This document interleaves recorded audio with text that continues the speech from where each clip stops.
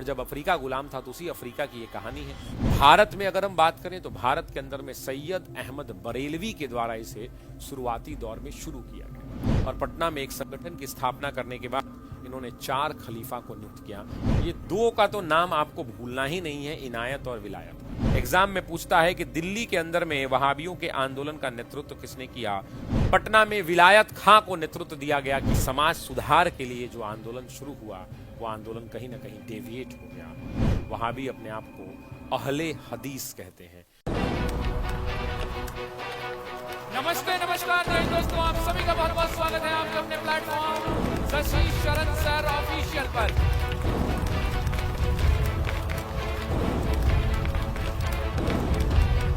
साथियों, एक नए चैनल पर मुलाकात हो रही है, एक नए ऊर्जा के साथ।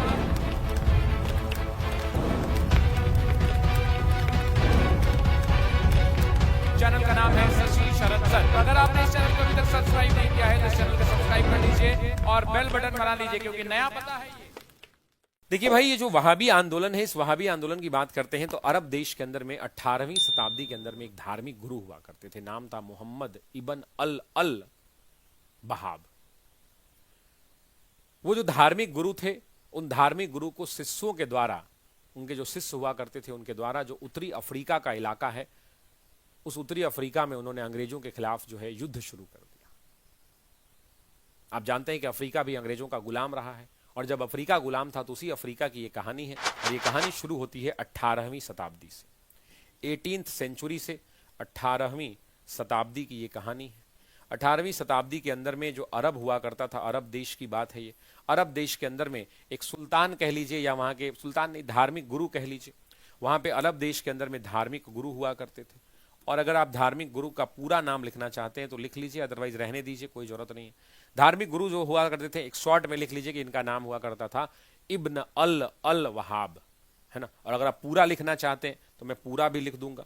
पूरा अगर आप लिखना चाहते हैं तो गुरु मोहम्मद इब्न, बहुत जगह ई आधा ब लिखा रहेगा, बहुत जगह ई ब न लिखा रहेगा। अल इब्न अल वहाब।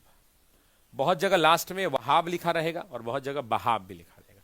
तो ये जो है ये धार्मिक गुरु का नाम हुआ करता था। इस धार्मिक गुरु ने क्या किया, तो इस धार्मिक गुरु ने आपको क्या किया, तो जो अफ्रीका का इलाका था, उस अफ्रीका में, उत्तरी अफ्रीका के अंदर में, उत्तरी अफ्रीका में अंग्रेजों के खिलाफ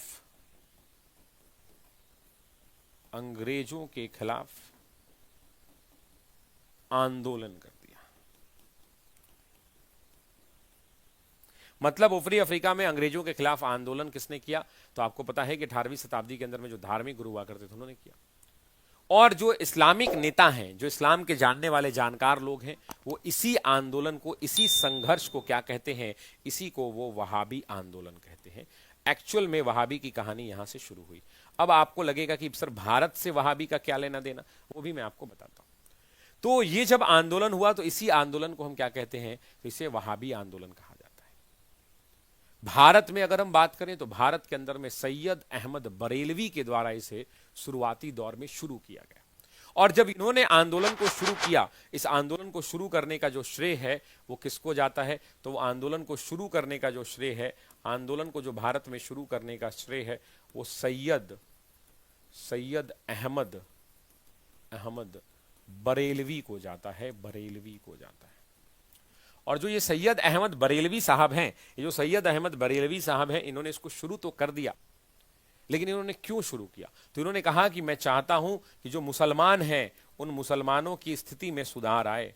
और उन्होंने कहा कि मैं चाहता हूं कि मुसलमानों की सामाजिक स्थिति में, मुसलमानों की सामाजिक स्थिति में, मुसलमानों की सामाजिक स्थिति में, मुसलमानों की आर्थिक स्थिति में, मुसलमानों की आर्थिक स्थिति में, मुसलमानों की शैक्षणिक स्थिति में, शैक्षणिक स्थिति में, इन तमाम चीजों में मुसलमानों के अंदर में सुधार आए। और इसी सुधार को लाने के लिए ये जो सैयद अहमद बरेलवी है, ये पटना इनका आगमन हुआ, पटना इनका आगमन हुआ। और पटना जब इनका आगमन हुआ तो उसके बाद धीरे धीरे धीरे धीरे ये पटना में रुके। 1820 के अंदर में जो लोग हज यात्रा पर जा रहे थे, जो यात्री जा रहे थे, उनके साथ कलकत्ता ये यात्रा कर रहे थे, उस बीच ये पटना आके रुक गए। पटना में लौटे, फिर वो हज की यात्रा की। हज की यात्रा के बाद 1822 में मक्का से लौटे, और जब ये 1822 में ये मक्का से लौटे, तो मक्का से लौटने के बाद इन्होंने क्या किया, तो मक्का से लौटने के बाद ये पटना में परमानेंटली सेटल होने का प्लान करने लगे कि हम कहाँ रहेंगे, तो हम साहब पटना में रहेंगे। अब पटना के अंदर में इनके एक बड़े मित्र हुआ करते थे, विलायत अली। उसी विलायत अली के मकान में ये ठहरे। उसी पटना में ये कहाँ रुके, तो विलायत अली, आपने नाम सुना होगा, इनायत अली, विलायत अली, वो सब आएगा आगे, है ना, विलायत अली। और इसी विलायत अली के मकान में रुके और यहीं से रुक कर कहा कि अब हम जो है क्या करेंगे, तो हम पटना में रहकर काम करेंगे। उसके बाद पटना में इन्होंने अपने धीरे धीरे फॉलोअर्स बनाने शुरू किए। इनके शिष्यों की संख्या धीरे धीरे, लोगों को समझाते बुझाते थे तो इनके शिष्यों की संख्या बढ़ती चली गई। और इन्होंने 4 खलीफा नियुक्त किए। पटना में एक संगठन की स्थापना की, और पटना में एक संगठन की स्थापना करने के बाद इन्होंने 4 खलीफा को नियुक्त किया। एग्जाम में वही सवाल पूछता है, इन्होंने कितने खलीफा नियुक्त किए, तो 4 खलीफा इन्होंने क्या किया, तो 4 खलीफा इन्होंने नियुक्त किया। 4 खलीफा इन्होंने नियुक्त किया। और ये जो 4 खलीफा नियुक्त थे, उसमें सबसे पहला खलीफा तो विलायत अली और दूसरा इनायत अली। तो पहला अगर हम बात करेंगे तो पहला कौन, तो इनायत अली। दूसरा कौन, तो विलायत अली। ये 2 का तो नाम आपको भूलना ही नहीं है, इनायत और विलायत का। उसके अलावा शाह मोहम्मद हुसैन और फरहत हुसैन। शाह मोहम्मद हुसैन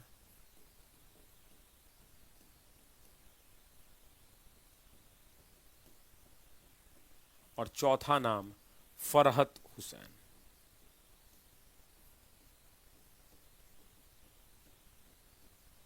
ये 4 लोगों को इन्होंने अपना क्या किया, खलीफा नियुक्त किया, और इन लोगों से कहा कि तुम हमारे शिष्य हो, अब तुम जो है क्या करो, तो तुम लोग प्रचार प्रसार करो। अब ये लोग जो हैं, ये लोग प्रचार प्रसार करने के लिए बिहार से बाहर निकले, और उसके बाद ये अफगानिस्तान चले गए। और अफगानिस्तान जाकर अफगानिस्तान गए ये लोग। और अफगानिस्तान जब जाने की बात आती है तो इनायत अली, विलायत अली तो थे ही, इनके साथ 2-3 और लोग थे, जैसे बकर अली, तालमी अली। 2 लोग, एक हुआ करते थे तालमी अली और एक हुआ करते थे बकर अली। इसके अलावा एक और व्यक्ति था, जिस व्यक्ति का नाम था मीर उस्मान अली। मीर उस्मान अली।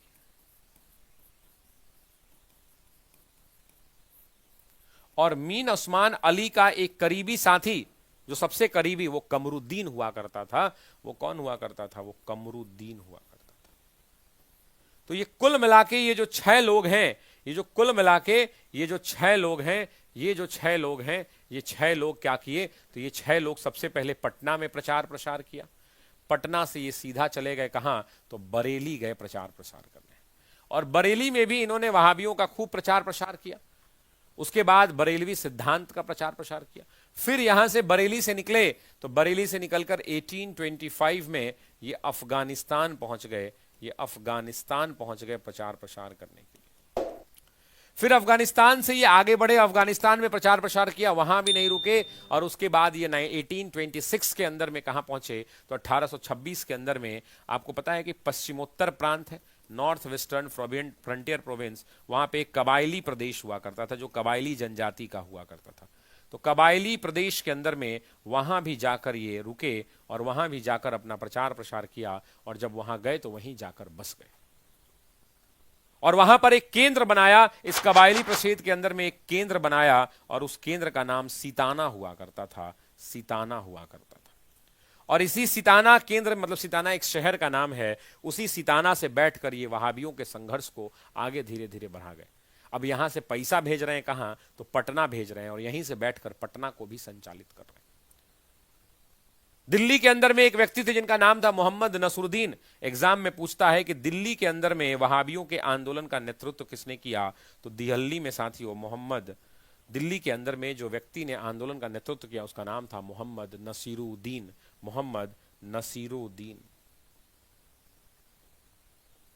और मोहम्मद नसीरुद्दीन ने क्या किया, तो दिल्ली के अंदर में आंदोलन का नेतृत्व किया साथियों, दिल्ली के अंदर में आंदोलन का नेतृत्व किया। उसके अलावा पटना में विलायत खां को नेतृत्व दिया गया कि आप जाइए, आप जाकर, विलायत खां को कहा गया कि आप जाइए और जाकर आप पटना में नेतृत्व कीजिए। बाद में उनके जो भाई हैं इनायत अली, विलायत खां और इनायत अली, तो पटना के अंदर में साथियों, पटना के अंदर में किसको नेतृत्व मिला, तो पटना में नेतृत्व मिला विलायत अली, जिसे हम विलायत खान भी कहते हैं। और विलायत खान को तो दिया गया, लेकिन इनको कहा गया कि अगर आप सहयोग लेना चाहते हैं तो आप सहयोग अपने भाई से ले सकते हैं, और आपके भाई का नाम है इनायत खान।